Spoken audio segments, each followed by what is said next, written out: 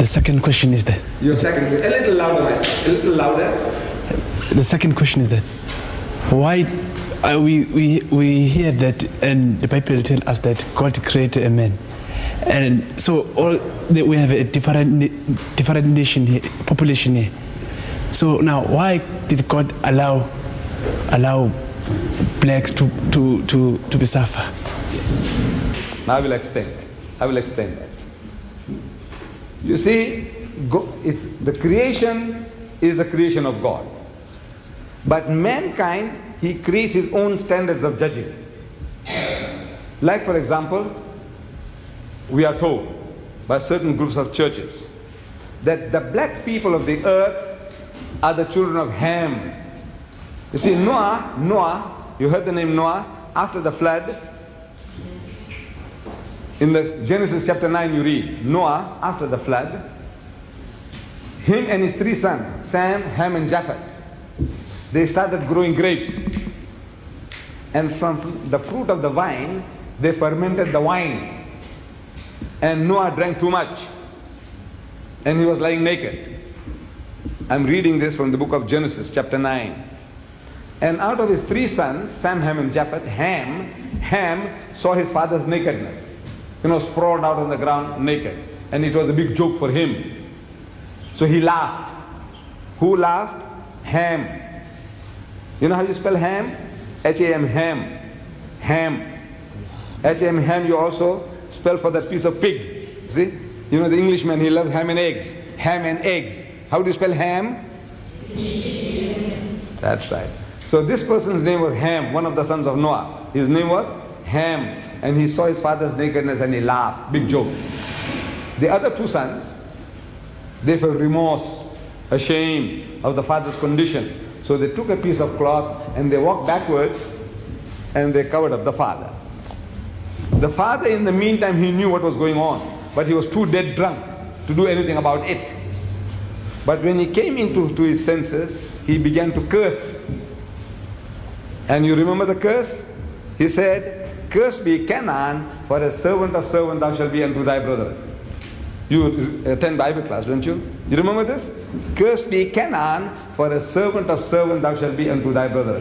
So they tell us in a system, they say that we black peoples of the earth are the children of Ham.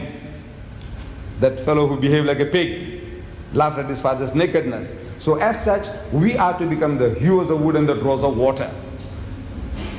So they want to see to it that you keep to your role. Your role is sweep the streets, carry the rubbish bin, work in the factories, whatever. This is your menial labor, that is your destiny. Now this is the invention of man. See, man's own invention. God didn't make you so. He, as we are told, that he made us in his image. He made everybody upright. He says, "He, the Lord, had made man upright." Upright means straight, going straight.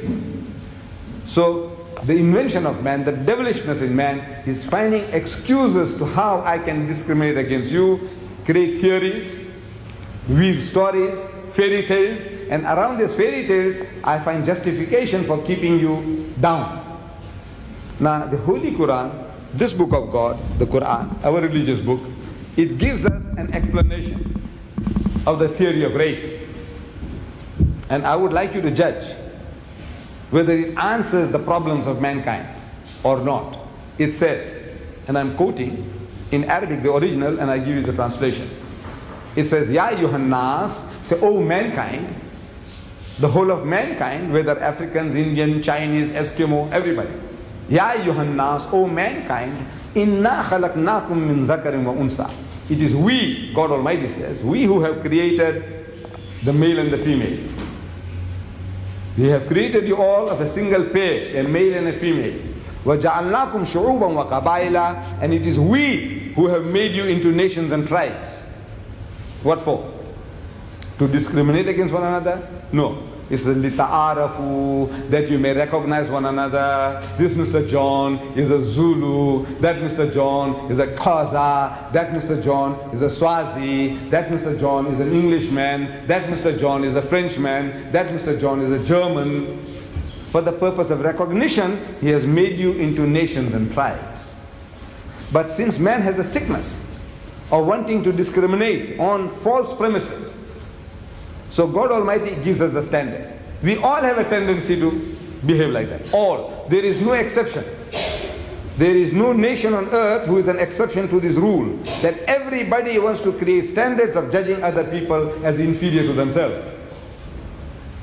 You said the African just now, and I accept that the African is, in the South African context, he is at the lowest rung of the ladder. Economically, educationally, in the professions, he is at the bottom rung. That we have to agree. But now among the Africans you have Zulus. I was questioning the students. I says, are you all Zulus? The majority way. Some said no, she is a Xhosa. Somebody said something Tswana. But now the majority of the people that are here in this institute are Zulus. Am I right? Right. Now ask the Zulu.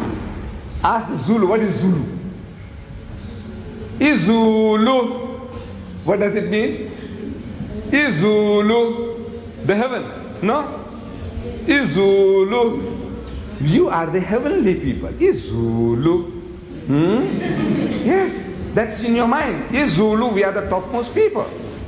Among the Africans, who is the greatest tribe? The warrior nation, the topmost nation. Your title, the name, your name of your race is also Zulu. Izulu. And what about the others? What do the Zulu say? Isilwane. Am I right? What does it say about the others? The Xhosa, the Swazi, the Tswana. What are they? Isilwane. No, this is the nature of man. Everybody. The Arab said, I am the Arab, means we are the eloquent people, and the rest of the world is Ajam, meaning dumb. The Jews said, we are the children of God, and the rest of them are Gentiles.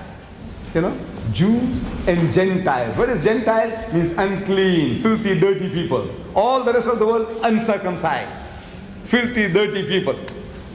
This is the nature of man. Every human being on earth, whether he's an Indian, whether he's a European, whether he's an Englishman, he feels better than the German. The German feels he's better than the French, and the French feels he's better than the Italian. So this is the nature of man. So God Almighty, He gives us a standard. See, since man has the sickness of creating false standards for himself, this Creator, God Himself, He gives us a standard of judging between people. And the judgment is, it says, Inna akramakum indallahi atqakum. So most certainly, the noblest in the sight of God is he who is the best in conduct. Not good or bad, not rich or poor, not black or white, but the best in conduct. If your behavior is better for mankind than mine, you are a better person. If my behavior is better than yours for mankind, then I'm a better person. It has got nothing to do with your race, your language, your color, or your riches. This is the standard as given by God Almighty in the Holy Quran, standard of judging between one and another. Your behavior, your conduct, your good behavior. Any other question?